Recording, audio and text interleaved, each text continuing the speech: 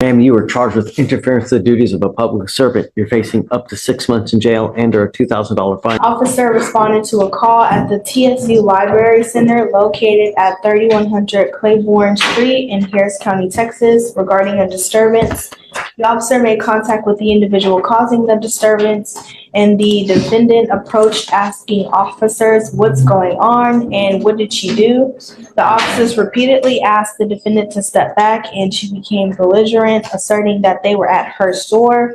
She eventually complied and moved away, but she insisted that a police supervisor be called to the scene. TSU Sergeant Barnett arrived and spoke privately with the defendant. Afterwards, responding officer requested the defendant's information to report her behavior to her supervisor in the university. The defendant refused to provide it and attempted to bypass the officer. When the officer asked her to identify herself again, the defendant declined and attempted to walk away. As the officer tried to detain her, she began to throw herself on the ground and yell, escalating the disturbance. Several officers issued verbal commands for her to comply. The defendant continued to resist, jumping around and asserting her rights. The officer attempted to escort her outside. The defendant then wrapped her arms and legs around a pole, continuing to yell. The officers physically pried her from the pole and detained her. The defendant used her body weight to resist and push against the officers. The defendant was then placed in the back of the patrol car without incident. Doing wrong. So it appears she wasn't the initial person causing the disturbance, but when they came to respond to the disturbance that they were called for, she intervened. And once they asked her to remove herself from the situation, You didn't say, when you initially started saying about everything, you didn't say that she was the initial cause of the disturbance, that there was a call for a disturbance. They get out there and she, I guess. So what it says is that they made contact with the individual that was causing the disturbance, and then the defendant approached asking. See, right. So she just comes up, starts being nosy, right? Right. And then she basically, I guess, is trying to leave, and then they start asking her for her information. Well, they were asking her to leave the scene so that they can respond to the disturbance, and she wouldn't comply. I think that's the issue, that she wouldn't leave when they asked her. Did you say that? Yes. And this right here is where everything turns. In legal terms, initial compliance matters, but once you leave and re-engage, officers can reset the interaction. The moment she comes back, the situation is no longer just asking questions. Now it's about interference, escalation, and officer discretion. This is the razor-thin line civilians almost never realize they've crossed. They asked her to identify herself. She refused to provide her identification. And then at that point, when they asked her to identify herself, she attempted to bypass the officers. She leaves. She's trying to leave. She is attempting to, she's attempting to leave again. And then they start bucking up to her. Sure, yeah. Judge, what is this case? It's on for tomorrow's docket. Let me give you the cause number. 251-1137. She goes up there, allegedly being nosy, leaves, comes back, and then they start asking for her information. And she declines to give her information. So, Judge, what I'm looking at here, just to add context to the situation, she approaches in an unrelated incident. It looks like Correct. She's asking what's going on. Fine. They talk to her individually. Okay. They tell her to leave. She continually asks what's going on. What did she do? She asserts, she becomes belligerent, is what the officer says, asserting that they were at her store, obstructing their investigation. Eventually, I don't know what the time frame is, but they say eventually she complies, moves away, but insisted that they need to call a supervisor to the area. A sergeant then spoke with her privately. After they responded and they requested her information to report her behavior to her supervisor at the university, and to identify her, which she refused to do. She then attempts to bypass officers. They ask her for identification again. They're detaining her. She says no. But what's the interference? What did she specifically do? Well, She's just talking to them. I understand, Right. Judge. She's talking to them, but she's saying that they're at her store. She's belligerent, telling them to leave. They're at her store. the position of the state judge is that that did obstruct their investigation. I mean, it's not in this, there's multiple senses of obstruction in our opinion. It's not. Are you losing right now? Okay. Yeah, I'm not buying it. Okay. I'm not gonna do it. All right, I'll find no probable cause. I'll dismiss the case, Judge. When you go up and you get into a pissing match with officers, who's gonna win? Who's gonna win? Every single time. If you go up and you mess with someone who has the power of arrest, you're going to lose every single time. Don't go. It's not hard. I found no probable cause in your case, ma'am. Just be careful. Okay? Can I ask a question? Sure. If I want to pursue, press charges, or Don't. You know what? Let sleeping dogs lie. Don't. they assaulted me, though. They knocked out my tooth, they chipped my tooth, I got bruises on me. And you can always go file a complaint with Internal Affairs, That's what I'm asking. with whatever. How could I do that? I don't know the protocols. So, what agency was this? Is this? Did you say it was at a college or? Yes. Okay. So you go to the Texas Southern University Police. You go to Internal Affairs, and you can file a complaint that way. Okay, I would take everything that you have, and that's how you do it. Okay, but just be careful. And I can't even go back to my job because they're trying to ban me. I don't know. I mean, did they issue some kind of trespass? Watch the judge here. This isn't sympathy. This is legal precision. Courts don't punish attitude, they punish actions. Talking, questioning, even being annoying isn't automatically obstruction.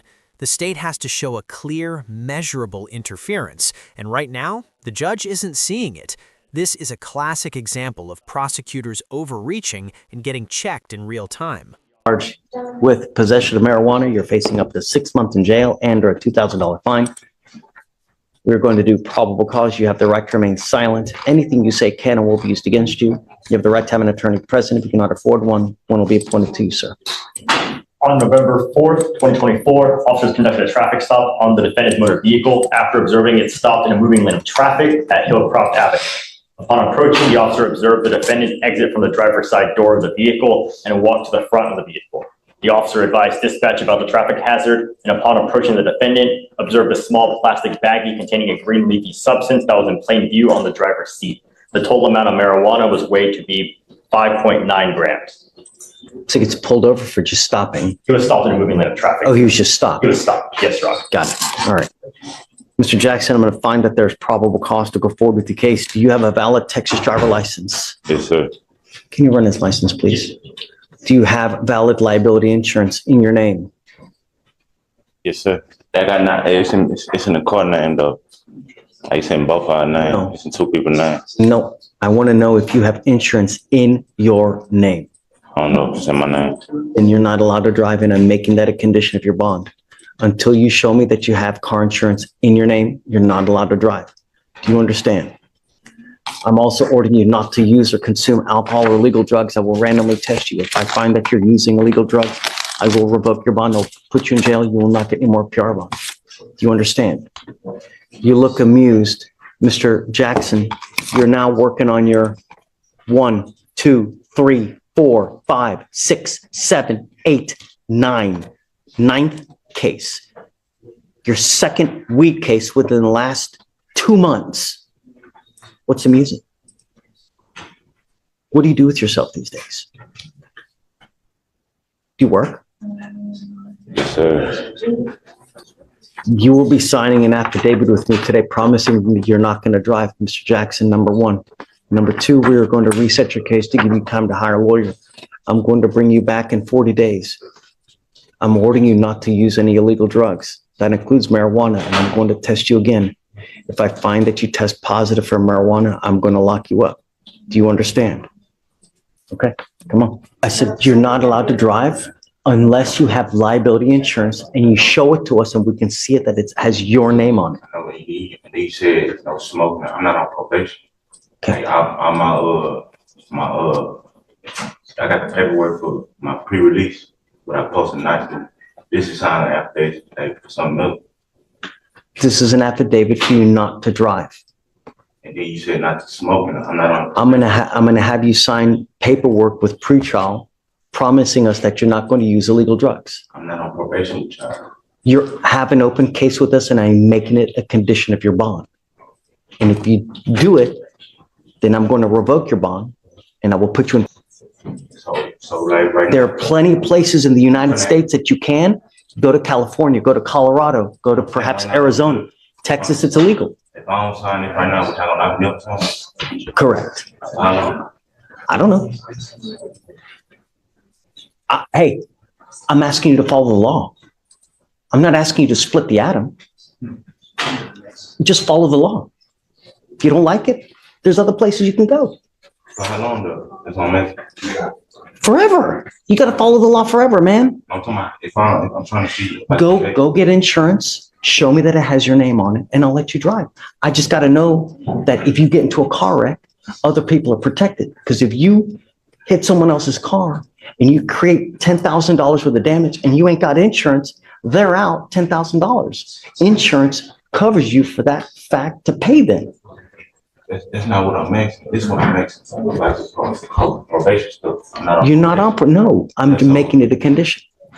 I already signed my conditions when I got out of jail to be pre-released already. That sound you just heard? That's a case collapsing completely. No probable cause isn't a technicality. It means the court is saying this arrest never should have happened. But here's the twist. Even when you win legally, the judge still delivers a street-level reality check, because legality doesn't always protect you from consequences in the moment. That's Mike. He's a good guy. But it has nothing to do with them. It has to do with me. And more importantly, it has to do with you. And you have to understand that you can't continue the way things are going for 24 years and expect a good result. You're right. So understand that that's just now. I don't know if Wisconsin is going to come get you or not. You have to understand that this warrant, even if they don't come get you and we end up releasing you, that warrant is still active and that warrant will always remain active until you go back and take care of it. So let's play devil's advocate that they don't come get you. We release you in 2 weeks. If I were you, I would immediately go up to Wisconsin and don't just call your lawyer. Okay, can you take care of this for me? No, you have to actually physically go there. I wanted to go there. I would actually hope. Give me 1 second, please. Don't get mad at me. Please let me say No something. one's mad at you. No. Just let me say, please. Sure. It's been very devastating for me. But Shh. my plans was to go up there. I'm not crying for myself. I'm crying for my kids. I don't care about me. I don't care if you put me in jail for the rest of my life. Don't bother me. I don't care about myself. I care for my kids. I never did anything in 24 years. Never robbed nobody. I never stole anybody. I was buying and selling diesel truck parts. I was the only one in my family that went legitimate, sir. The only one that went legitimate. The only one that didn't commit crimes in 24 years. I was the only one, and you could verify this. And now I care for my son, both of them, and one is sick. And that's what I'm devastated about. So they want to fry me and let them eat me. Whatever. They got me now. You shouldn't have that kind of mindset. The mindset that you should have is that, look, I'm a father now. I know. When you're single, you have no response. You can do whatever you want. I don't When you get married, your life is about your wife. like. When you have kids, your life's not yours. Can I tell you something else? I want you to know. I want you to know the truth. I want you to know the truth. Sure. My brother did all this. And my brother, Tom, who I informed to the authorities in Wisconsin where he was. I spoke to Chris Freeman, the district attorney, that I did all this. You got to understand, we live stream, so I wouldn't talk about the case. Don't. No, I'm sorry. No, Just don't. no. I want to tell He you. hurt himself, man. Don't. My brother, and it's not had to do with the case. This has nothing to do with the case. My brother had an affair with my wife. I got married, has a baby. I was 16 years old. Okay. Because of this, sir, this is why this happened. All these issues. I want you to know that. And cut ties. I did. If you have someone like that, you cut ties. But the only thing I'm trying to impart to you is that this warrant will always remain active I until want you to go. fix it. So if they end up letting you out, I would immediately, and look, Mr. White, don't get on a plane. If you try to get on an airplane, they're going to arrest you. You know, you got to find an alternate means of getting down there.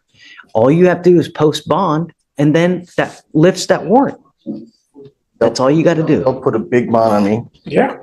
Well, I don't know. I mean, is there a bond set over there? Do you guys know? Paid $102,000 cash bond. I don't see a bond at this moment, Judge. There's no bond that's set. Yeah. When you go down there, you can ask them for a bond, and then that's how it works. But I'm not the person that this charge made me to be, that I promise you. just Not. get out of here, make us proud. That's all we're asking, you know? May it please the court, on the 27th is the day he's supposed to come back. I don't want to delay his time anymore because I will be out of town. I don't think he would have a problem. We can have someone here if we needed to, but. No, we don't know. We don't need someone here for the end. You do want to waive extradition, right, though, Mr. White? I signed a paper, yes. Okay, all right, guys, we wish you the best of luck. If they take you, great. If not, go up there, okay? Yeah, I'm definitely gonna, I was gonna do it anyway. I was trying. I tried before, but now we're going to do it now. All right, Mr. White, come on. Thank you. You were charged with assault of a family member. You're facing up to a year in jail and or a $4,000 fine. You guys have worked out an agreement where they're offering you 3 days in jail, credit for the 1 day that you've done. You need to understand that this charge will go on your record. It will be there for the rest of your life. This also comes with an affirmative finding of family violence. What that means is that you can never own a gun or ammunition as a result of this plea bargain agreement as well. If you pick up a gun, you're in possession of a gun or any kind of ammunition, that in and of itself is a Class A misdemeanor and an arrestable offense. Do you understand? Sorry, Your Honor. You give up the right to a trial, right to compel witnesses to testify on your behalf, confront and cross-examine your accusers. If you are not a citizen, there are possible immigration consequences. You can be deported, excluded from the country, denied naturalization. You give up the right to appeal. So once you accept this agreement, you can never change this or undo this. Is this what you want to do? Sorry, Your Honor. How do you plead to the offense, or guilty or not guilty? I will find you guilty. I will send you to the agreement. It looks like you were also enhanced with your delivery of marijuana case out of the 177th out of 2004. Because of this agreement, now we will have to abandon the enhancement. You know, if you come to court, good things happen. We expect you to come to court, and when you don't, there are very serious consequences. You now will see. You now, all you're doing is racking up convictions on your record. All it's going to do is hurt you even more and more. Had you come to court, you probably would have gotten a great result. All you have to do is show up, and when you do that, good things happen. I hope that this is a lesson and that you learn from now on, when you pick up a case, just show up. You understand? Sorry, Your Honor. All right, good luck. You get no more time. This case is 1,400 days old. You're out of time. Do you understand? Sorry, Your Honor. Pick a day next week. You must be here and be ready. Can we do it by Zoom, y'all? If No. we sign the plea agreement today, can we do it by Zoom? We need him here to thumbprint, sign documents. We don't do pleas via Zoom. Where do you live? Okay, that's true. Where do you live? Alex. Okay, you can do it today, or you can come back next week, whatever you want to do. But I'm not, it's 1,400 days old. I'm not giving you. Okay, all right. And the charges that he's wanted for are sexual assault of a child in the first degree, sexual assault, strangulation, and now we have. And the other ones are a violation of, one of them is similar to contempt and one of them is violating a court order. I want to say bond, but I'm not sure. So the other ones are FTA. And Unbelievable how someone can just pooch that. and so, and for what it's worth, for this case, he actually was in this court 4 years ago for the same offense that he's now wanted again. And at that point, he was already wanted as a fugitive in South Dakota. He was on in another state for the same warrant where he was apprehended there and then here, or vice versa, and then he was taken back. So he's already been a fugitive twice on top of the 3 open warrants. And here we are yet again, and still And I just, yeah. unbelievable. That said, wanted to make sure all the facts were out there. So I didn't know until this morning. Because like for the holds, we don't get to see, especially for multi-county holds, is we can't see which county selected because on our hold screen, it only shows what state. So that's why it's important for the multi-jurisdictional I mean, ones. things need to change, Day. It's just, So that's why as soon as we found out, I reached out to both, and that's why I'm standing here instead of Amy, just because of how much of a problem it is. And so that's why I made sure to get firm dates for Douglas County because they're the ones. This is where the tone shifts from procedure to pattern. Judges track behavior, not just charges. Once you're labeled a repeat offender, everything changes. Bond conditions tighten, patience disappears, and consequences escalate fast. It's not about marijuana anymore. It's about credibility and control. wrong county know and gave wrong information to the wrong county. So as a result, we have to give you a PR bond. But I'm going to tell you now, these charges will always be in warrant status until you take your happy ass on up to, where is it? It's Nebraska. To Nebraska, man. I have my attorney here. I don't care if you have an attorney. I don't care if you have Jesus on your side. You have to go to Nebraska. I'm And headed in there. fact, I'm headed. these charges will remain out there for the rest of your life until you make it up to Nebraska. Understood. So, Your Honor, just even though it is a PR bond, what amount will you be putting for the PR bond? It's inconsequential. I don't know. Because in the event that it doesn't, it still gets revoked. And so just trying to figure out what to put on our, Do you have an amount? Abel? $1,000? That's what I mean. I mean, I was, especially considering that there's 3 counties. I mean, if it's inconsequential for the number for the court, then I would ask to be set at 100,000 because of severity and the fact that he has 2 prior fugitives for the same offense that he's FTA on, and the fact that he has. 1,000, Abel. Okay. Regardless, I'm giving you a PR bond now. But these, like I said, I'm gonna. Do you want him to reapproach when I print out the reset? Because I'll do the reset for returning himself. So, if no, let's just get everything done now. okay, You know? I have to type Yeah, it out. take your That's okay. time. No rush. You know, but like I said, these charges will remain out there until you take care of it. You know, you remain in Harris County, you will continue to get picked up. And you're going to continue to sit there over and over and over. And these charges have been open since what, 2000 and Well, the last fugitive case was 2020. I don't know when the charge started, but that's. But also, like I said, we might end up showing up tomorrow for the exact same thing, or what day is today? I can't even. Wednesday, whenever they file it, and then they bring them up for the holdover for processing. So I don't know. I want to be upfront. Is that we're going to go through this again at some point. And at that point, maybe we'll get an answer from Starbuck. I don't know. But if I could just have 5. how long would it take for them to get up here anyway? That's what I said. The new date is the 26th. It's still within the 30 days. That's what I mean. It's still within the statutory days allotted. It's yeah. And of course, it's the initial communication was to a correct county, not the county on the front page of the fugitive packet, but it was sent to that county. I guess there was a miscommunication on either who would send it out or when the court would allow it. So I don't know because that's their end. I don't get to control what they do, but Douglas County was correctly informed. If they file new charges on the other counties, Abel, I don't know about other PR bonds though. You know, I'm sorry, I am in this case because of the mix up, right? But I don't know about other ones, you know? Right. I don't exactly. I don't know if he's be entitled to one. Just get on it, doggone it. Well, because if we do, well, it does matter because if he's intending to do it and he's held on the other one, because if he withdraws his waiver to permit the bond today, then we're going to go back to this again because he's going to be held on one. Well, I guess it wouldn't matter because they would start their 14 days if judge. Yeah, right. They're 14 days. Another, what I'm saying, another 14 days would kick in Right. For the new Different charge. county. right. Okay. Okay. It does. Let me okay, let me write this So- up real quick. I'm giving you a PR bond, right?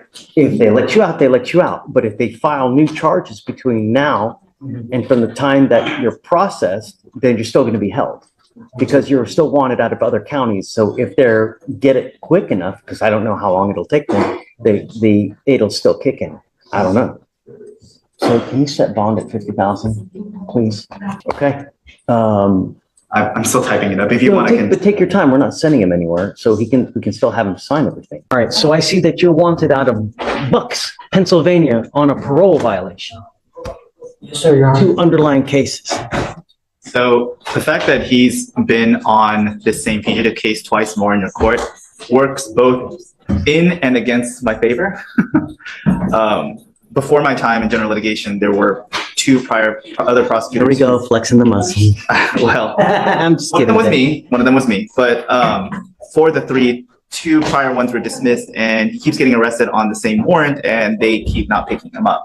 I had Amy call the. This is going to happen eternally for you, Mr. Ginder, until you go back to Pennsylvania. You will continue to get arrested over and over and over. It doesn't require you to say anything. I'm just giving you a heads up that that warrant will be there for the rest of your natural born life until you take care of it. If you're 72, you will still get picked up and sit in jail for. How do we go forward? So this is one of those unusual situations. There is no pre-signed waiver, so he has a right to. A parole case? Some states, including ours, they just don't have it in their clause for their parole. But I've had Amy call, and she was only able to reach the supervisor for the deputy that actually handles his specific warrant. But Dave, don't we have enough people in jail, number one? And if they don't care enough to pick them up over and over. So one of them, I was explaining to Ricardo, the first, and I could be wrong, I haven't checked my notes, but one of them might have been around COVID. And so I know a lot of them were picking up. Nobody can fault for that. But the other ones, I don't know. And that's why I'm saying, like, I'm not trying to present anything to court that I don't have. But conversely, he's had considerable amount of time to cure his warrant. And so that's why I said, like, what's for and against me is obviously I don't like them playing games. You want? For me, I would like to get a hold of the supervisor there and figuring out what happened the other times, but we've just been unsuccessful this morning. And that's the issue. I get it. Do you want to perhaps roll it to tomorrow so it gives you enough time? Hey, I'm with you. I know. It's maddening that someone continues to get picked up and they don't care. Either release the hold or come do your job. I mean, really. Because we do have ones where they release it locally, where they teletype that they won't enforce it in certain jurisdictions or just contiguous ones. And so I don't have an answer to present the court. I mean, Let's roll it to tomorrow. We're going to try to get to the bottom of it, Mr. Gimbel or Ginder. But regardless, that warrant, until you take care of it, is going to eternally be out there forever and a day. And if you like to continue to get arrested, but at some point it must get tiring, right? Yes, sir. All right, we'll roll it to tomorrow. So let's roll it to tomorrow. I will tell you this, that I mean, I know, and that's where I'm at as well. And so I'll see if I can I'll keep going up the chain until somebody answers. That's all I can do. yeah, good luck, Day. I know how diligent you are. You know, I have your client here, Mr. Wyckoff, with me. Yes, Judge. We sent him for another drug test today. Yes. He tested positive for cocaine and THC. All right, Judge.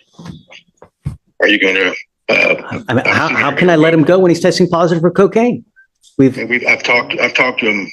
The last, you ain't giving me no numerous times. The last test was confirmed negative, Judge, or it was positive just for THC. Your last test here tested positive for only THC. And now you're testing positive for cocaine. Using, I probably been on my pants or something. I don't want you to say anything, Haven't but been using. I was just in here everybody Friday. using? I don't want you to use alcohol or illegal drugs. I haven't been. And you just tested positive again for cocaine. It's not the first time. It's not the second time. It goes with you.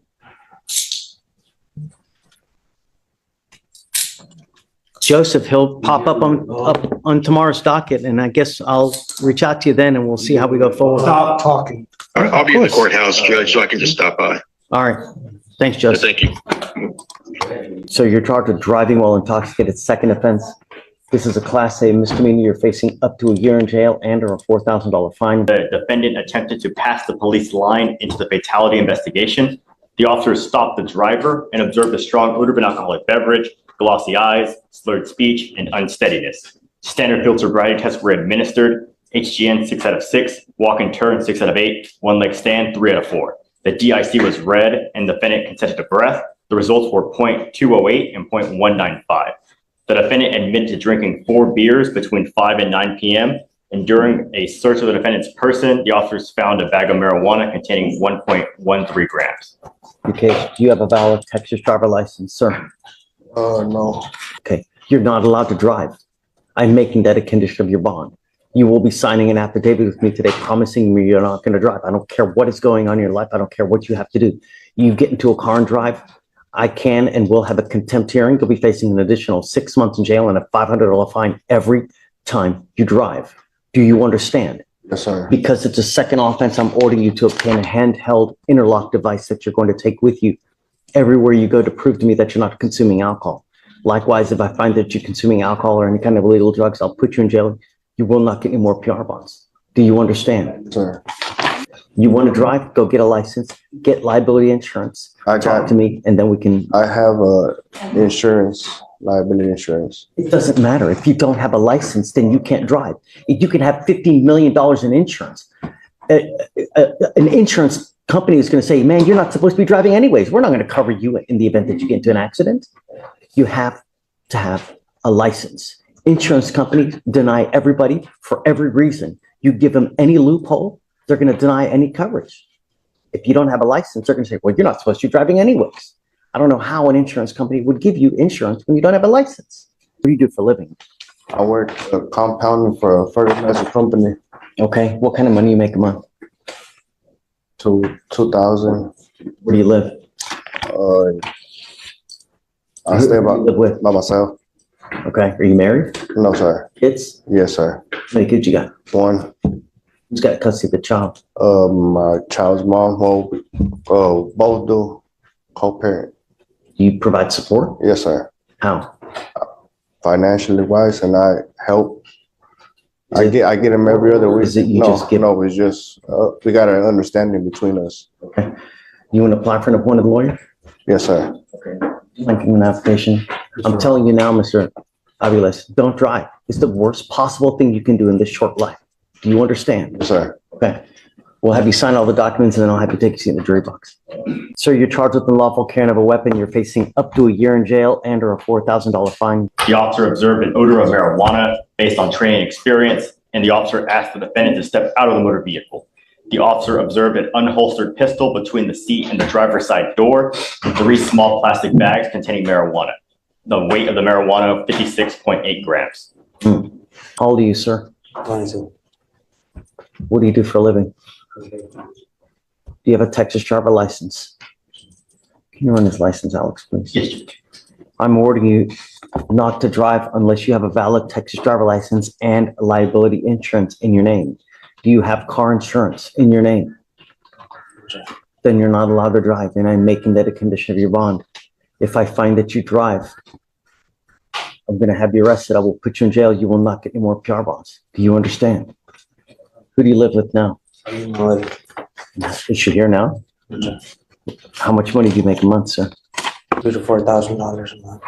Okay, we're going to reset your case to give you time to hire a lawyer. If you want to drive, go get liability insurance, come back, show me that you have it, and then we'll allow you to drive. I am ordering you as a condition of your bond not to be in possession of any weapons. Do you understand? Sure. That if I find you with a weapon, I will put you in jail. You will not get any more PR bonds. You pick up a new case, start acting the fool. Don't.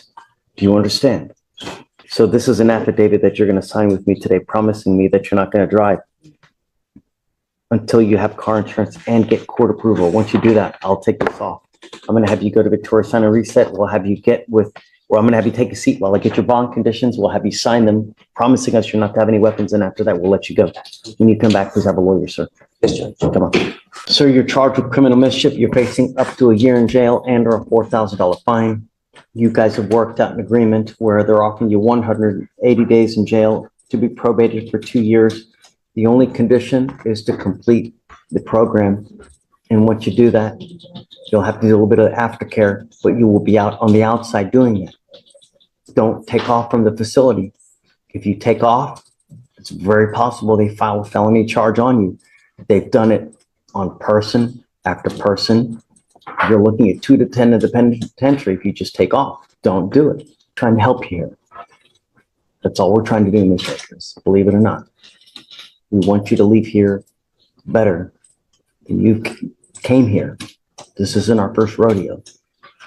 And I'm going to tell you now, we will continue to do this until it takes over and over. And I have several people here that can attest to the fact that eventually it's going to take, and we're going to keep doing it. You give up a lot of rights by entering into this agreement. You give up the right to a trial, right to compel witnesses to testify on your behalf, confront and cross-examine your accusers. If you are not a citizen, there are possible immigration consequences. You can be deported, excluded from the country, denied naturalization. You give up the right to appeal. Once you plead guilty, it will go on your record. It will be there forever. From now on, you're facing a minimum of 90 days in jail. Do you understand? We're doing this straight. Yes, sir. Correct? All right. You understand what's going on? Yes, sir. All we want you to do is complete this thing successfully, and then you're done. That's all. Do you have any questions? If you fail to live up to this probation, I will issue a warrant for your arrest. I will put you back into custody, but we're going to keep doing it. And I want you to know that. I can keep you here for the next, 2-3 years? 3 years. We can keep you here for the next 3 years until this thing takes. You understand? All right. How do you plead to the offense, Mr. Akers? Guilty or not guilty? Guilty. I will find you guilty. I will sentence you to the agreement. Good luck. I want to see you under great circumstances, all right? Okay. Thank you, Your Honor, and thank you for Mr. your persistence in trying to help my client, Mr. Akers. It'll be all right, okay? How long, so is there a wait for him to get in?